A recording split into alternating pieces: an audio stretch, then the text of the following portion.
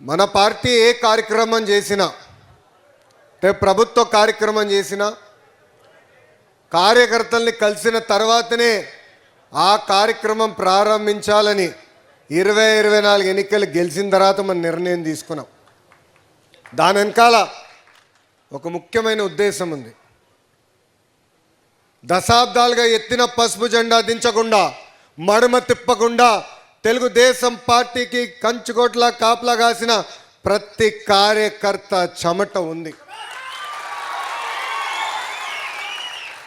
వేదికమైన ఈరోజు మేము అందరం నుంచోగెళ్తున్నామంటే దాని వెనకాల మీ కష్టం ఉంది. మనకి ప్రతిపక్షం కొత్త కాదు, కానీ 2019 నుంచి 24 వరకు ఒక సైకో 1 పాలన చూసాం. బయటికి వచ్చి మాట్లాడాలంటే గేట్లకి తాళగట్టారు. నేను ప్రజల తరపున కార్యకర్తల తరపున పోరాడితే నా పైన 23 కేసులు పెట్టారు. ఎస్సీ ఎస్టీ కేసు పెట్టారు, చివరికి అటెంప్ట్ మర్డర్ కేసు కూడా పెట్టారు. నేను యువగలం పాదయాత్ర ప్రారంభించాలనుకున్నప్పుడు జియో 1 తీసుకొచ్చాడు. ఆనాడే సైకోకి చెప్పా, మడిచి ఎక్కడ పెడతావో పెట్టుకోపో, ఈ లోకేష్ తగ్గేదే లేదని.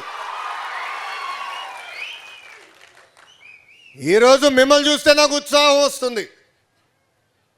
మనం చూసాం ప్రతిపక్షంలో ఉన్నప్పుడు ఒక అంజిరెడ్డి తాత గుర్తున్నాడా?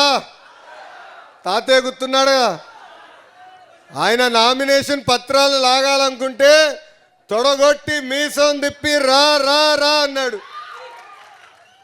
ఇంకో తల్లి ఉంది మంజుల గారు, పల్నాడులో ఏకంగా ఆమె బూత్ దగ్గర కూర్చుని వాళ్ళు రిగ్గింగ్ చేయడానికి ప్రయత్నిస్తే అడ్డు తిరిగారు, కత్తులతో దాడి చేశారు, రక్తం కారుతున్నా కూడా అక్కడ కూర్చుని పోలింగ్ అయిన తర్వాతనే హాస్పిటల్కి వెళ్ళిన మంజుల గారే మీ లోకేష్కి స్ఫూర్తి. తోట చంద్రయ్య రోడ్డు మీద పడుకోబెట్టారు, ఏకంగా వాళ్ళ నాయకుడికి పార్టీకి జై చెప్తే వదిలిపెడతానన్నారు. కానీ చంద్రయ్య ఏం చెప్పాడు? జై తెలుగుదేశం, జై చంద్రబాబు నాయుడు అని చెప్పి ప్రాణాలే కోల్పోయారు. 94% సీట్లు గెలిచామంటే దాని వెనకాల మీ అందరి కష్టం చెమట ఏకంగా అహర్నిశలు మాకు కాపలా కాశారు. వాస్తవంగా వేదిక పైన మేము అందరం అదృష్టవంతులం. 5 సంవత్సరాలు మీద మా అత్తులు నిలబడ్డారు. కొంతమంది నాయకులు వచ్చారు, కొంతమంది నాయకులు పోయారు, కానీ పార్టీని నమ్ముకున్న కార్యకర్తలే మాకు అండగా నిలబడ్డారు. మన అచ్చన్ని ఎంత ఇబ్బంది పెట్టాలో ప్రయత్నించారో మనందరం చూసాం. ఒక్క పిలిపించాం ఆనాడు, అడ్డుకోండి ఆపండి, ఆయన ఇల్లీగల్గా అరెస్ట్ చేస్తున్నారని. ఆ రోజు మీరు స్పందించారు, రోడ్డు పైకి వచ్చారు, ఉద్యమాలు చేశారు. మన జాతీయ అధ్యక్షుడు వారు చంద్రబాబు నాయుడు గారిని ఒక తప్పు కేసులో 53 రోజులు జైల్లో బంధిస్తే మా అధ్యక్షుడు లోపల ఉంటే ఆయనకు అండగా నిలబడతాం, ఎన్ని కేసులు పెడతారో పెట్టుకోండి అని చెప్పి ఆనాడు బయటకు వచ్చి పోరాడింది మీరు. అందుకే పార్టీ మీకు రుణపడి ఉంటుంది. నేను ఎన్నోసార్లు చెప్పా, విశ్వవిఖ్యాత నరసార్వభౌమ స్వర్గీయ నందమూరి తారక రామారావు గారు ఏ ముహూర్తంలో పార్టీ స్థాపించారో నాకు తెలియదు, కానీ ఇంత అద్భుతమైన కార్యకర్తలు నా ఒక్కడికే సొంతం. ఎన్నో ప్రాంతీయ పార్టీలు చూస్తున్నా, కానీ మనలో ఉన్న పట్టుదల, మనలో ఉన్న క్రమశిక్షణ, ఒక పిలిపిస్తే ఒక సైన్యంలాగా వస్తారే, అది కేవలం ఒక తెలుగుదేశం పార్టీకే సొంతం అవుతుంది. 24 ఎన్నికల్లో మనం గెలిచినాం, సూపర్ 6 హామీ ఇచ్చాం. మొదటి హామీ 5 సంవత్సరాల్లో నిరుద్యోగ యువకులకి 20 లక్షల ఉద్యోగాలు కల్పిస్తామని చెప్పాం. ఈరోజు మీరు చూడండి, 18 నెలలైంది మన ప్రభుత్వం వచ్చి. ఉత్తరాంధ్ర వెనుకబడిన ప్రాంతం అంటారు, బ్యాక్వర్డ్ అంటారు. బ్యాక్వర్డ్ కాదు, మీరు ఆంధ్ర రాష్ట్రానికి బ్యాక్ బోన్ అవ్వబోతున్నారు.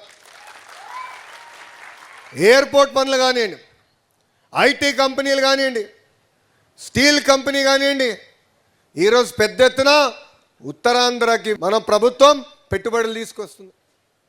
రెండో హామీ, ఆనాడు దీపం పథకం ద్వారా ఉచితంగా గ్యాస్ సిలిండర్లు ఇస్తా ఉన్నాం, అది నిలబెట్టుకున్నాం. మూడో హామీ, మహిళలు ఏకంగా ఉచితంగా బస్సులో ప్రయాణించే హక్కు కూడా కల్పిస్తా ఉన్నాం, అది కల్పించిన ఘనత కూడా కూటమి ప్రభుత్వాన్ని. తల్లికి వందనం ఇస్తా ఉన్నాం, ఇంట్లో ఎంతమంది పిల్లలు ఉంటే అంతమంది పిల్లలకి డబ్బులు వేస్తా ఉన్నాం, ఇచ్చిన మాట నిలబెట్టుకుంది మన కూటమి ప్రభుత్వం. వ్యవసాయ శాఖ మార్చులు ఉన్నారు ఇక్కడ. అన్నదాత సుఖీభావ పేరుతో కేంద్ర ప్రభుత్వం ఎప్పుడు డబ్బులు వేస్తుందో ఆ రోజే మన ప్రభుత్వం కూడా డబ్బులు వేస్తుందని హామీ ఇచ్చాం. రెండో విడత కూడా మనం విడుదల చేశాం. అంటే ఎన్ని ఆర్థిక ఇబ్బందులున్నా ఇచ్చిన హామీ మనం నిలబెట్టుకుంటున్నాం. గత ప్రభుత్వం పాలకులు మనం చూసాం, ప్రభుత్వ ఉద్యోగస్తులకి సకాలంలో జీతాలు చెల్లించే పరిస్థితులు లేరు. 1వ తారీఖు నాడు జీతాలు చెల్లిస్తున్నాం. ఇంకో పక్కన భారతదేశంలో ఏ రాష్ట్రంలో ఇవ్వని విధంగా మనం పెన్షన్ ఇస్తున్నాం. నేను ఛాలెంజ్ చేస్తున్నా, ఒక్క రాష్ట్రంలో నాకు చూపించండి ఎక్కడ 4,000 రూపాయలు వృద్ధులు పెన్షన్ ఇస్తున్నాం. ధనిక రాష్ట్రాలు కూడా ఇచ్చే పరిస్థితులు లేదు. వికలాంగులకి ఏకంగా ఎంత ఇస్తున్నాం? 6,000 రూపాయలు. బెడ్కే పరిమితం అవుతే 15,000 రూపాయలు ఈరోజు మన ప్రభుత్వం అందిస్తుంది. ఇంతేకాదు, విద్యాశాఖ మార్చులుగా నేను ఆనాడు హామీ ఇచ్చా, మన అధికారంలోకి వచ్చిన తొలి సంవత్సరంలోనే మెగా డిఎస్సి ఏర్పాటు చేస్తాం, ఇచ్చిన మాట నిలబెట్టుకుంటామని. 150 రోజుల్లో మెగా డిఎస్సి పూర్తి చేశాం. 16,000 పైచిలుక పోస్టులు మనం భర్తీ చేశాం. వైకాపా నాయకులు 150 కేసులు వేశారు. అయినా మీ లోకేష్ ఆగడు, వదిలిపెట్టాడు. అనుకుంది మనం చేసి సాధించాం, చేసి చూపించాం. ప్రజా దర్బార్లు నిర్వహించాం. ప్రజలు ఎదుర్కొంటున్న సమస్యలు తెలుసుకుంటున్నాం. కార్యకర్తలు పడుతున్న ఇబ్బందులు కూడా నేరుగా ఈరోజు తెలుసుకునే పరిస్థితి మన ప్రభుత్వం తీసుకొచ్చింది. ట్రైబల్ ప్రాంతాల్లో ఇంత పెద్ద ఎత్తున మనం సీట్లు గెలవాల. అసలు ఉత్తరాంధ్రలో కూడా వన్ సైడ్ వేవ్ ఎప్పుడు మనం చూడాల. ఉత్తరాంధ్రలో 33 శాసనసభ సీట్లుంటే ఏకంగా 31 మన కూటమి ప్రభుత్వం కైవసం చేసుకుంది. మన పైన బాధ్యత పెరిగింది. ఆశతో ప్రజలు మన వైపు చూస్తున్నారు. గతంలో జరిగిన అరాచకాలన్నిటికీ ఫుల్ స్టాప్ పెట్టాలనేది ప్రజల ఆకాంక్ష, కోరిక. శాంతియుతంగా బతకాలనేది ప్రజల ఆలోచన.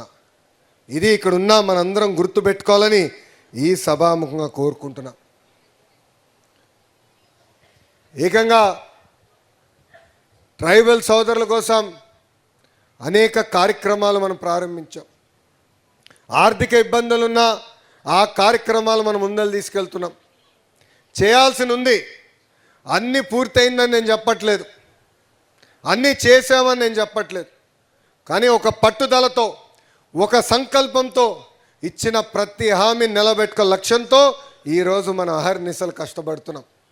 మీరే చూస్తున్నారు, మన ముఖ్యమంత్రి గారి వయసు 75 సంవత్సరాలు అయి ఉండొచ్చు, కానీ 25 సంవత్సరాలు కుర్రోడ్లాగా పరిగెడుతున్నారు. వేదిక మీద మేము ఎవరో ఆయన స్పీడ్ ఇంకా అందుకోలేకపోతున్నాం. ఆయన స్పీడే వేరు, ఆయన కమిట్మెంటే వేరు. జాతీయ అధ్యక్షుల వారు ఏ నియోజకవర్గంకి వెళ్ళినా కూడా ప్రభుత్వ కార్యక్రమం ప్రారంభించే ముందలు కానీ అయిపోయిన తర్వాత కానీ కార్యకర్తలు కలుస్తున్నారు. ప్రతి కార్యకర్తతో ఫోటో దిగి ఈరోజు ఆయన తిరిగి వెళ్ళే పరిస్థితి. అంటే పార్టీ పట్ల, కార్యకర్తల పట్ల ఆయనకున్న ప్రేమ ఎంతో మనందరం ఒక్కసారి ఆలోచించాలని ఈ సభాముఖంగా కార్యకర్తలందరినీ కోరుతున్నా. తరతరాలుగా కొన్ని సమస్యలు మనం వెంటాడుతున్నాయి. ఉత్తరాంధ్రకి వచ్చేగల విశాఖ ఉక్కు, ఆనాడు విశాఖ ఉక్కు ఆంధ్రుల హక్కు అనే నినాదంతో మనం ఉక్కు ఫ్యాక్టరీ సాధించుకున్నాం. మూతపడే పరిస్థితి వచ్చినప్పుడు మనం నిలబడి కేంద్ర ప్రభుత్వాన్ని ఒప్పించి కేంద్ర రాష్ట్ర ప్రభుత్వం కలిసి ఏకంగా 14,000 కోట్ల రూపాయలు ఇచ్చి విశాఖ ఉక్కుని మనం కాపాడుకున్నాం. అంతేకాదు, విశాఖ రైల్వే జోన్ గత పాలకులు 5 సంవత్సరాలు సాధించలేనిది మన ప్రభుత్వ అధికారంలోకి వచ్చిన మొదటి సంవత్సరంలో మనం సాధించుకున్నాం. ఇవన్నీ మీకు ఎందుకు చెప్తున్నానంటే పనులు చేసుకుంటూ పోతున్నాం, కానీ మనం చెప్పుకోవట్లేదు, మనం మాట్లాడట్లేదు. అది మారాల్సిన అవసరం ఉంది. ఎన్నో పనులు చేశాం, అనేక సంక్షేమ అభివృద్ధి కార్యక్రమాలు మనం చేసుకుంటున్నాం. చేసిన పనులు చెప్పుకోవాల్సిన బాధ్యత మనందరిపైన ఉంటుందని ఇక్కడున్న కార్యకర్తలందరికీ నేను తెలియజేస్తున్నాను.